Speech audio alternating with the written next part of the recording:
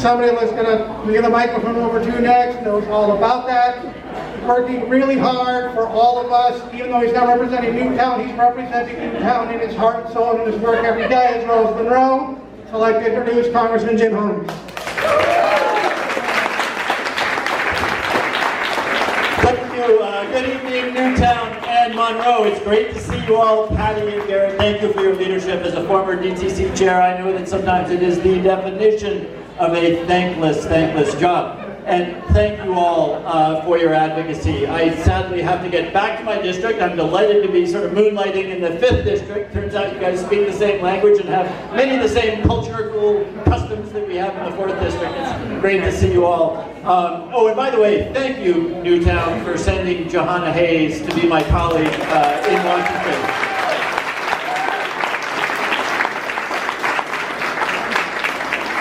And I say this to compliment her, but also to thank the Board of Ed candidates. At the bottom of almost every problem that we have in this country, almost every problem, of course, is education and doing so much better to educate our kids. If we do that, all the other problems are get solved, and nobody speaks with the kind of authority in Washington, D.C. than Johanna Hayes does on the topic, so thank you. Let me just say this. I understand how challenging I come from Greenwich, which was very challenging territory for Democrats. It has migrated blue, but I understand how challenging communities like Monroe and Newtown are. You guys are at the front of a spear of a very, very challenging fight. And I want to say thank you. Thank you because many of us hoped that working to get Donald Trump out of office and working for congressional majorities was going to do the trick, that would be okay and we could relax.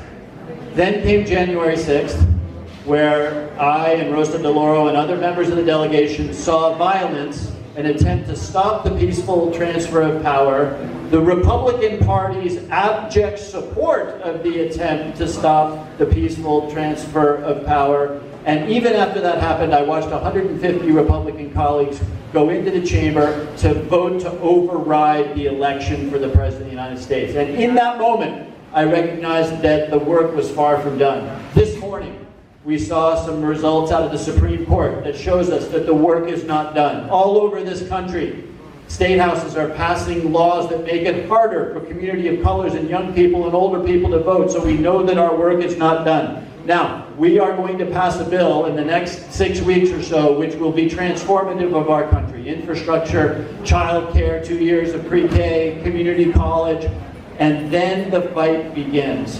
Then the fight begins to make sure that this instinct that is still out there to keep Americans from voting, to keep us from supporting our children with pre-K and easier education, to keep us from addressing climate change, which if we don't address, our children don't have a future. That is what is at stake. So I wish I could stand here and say congratulations on what we did last year, but we now face a headwind.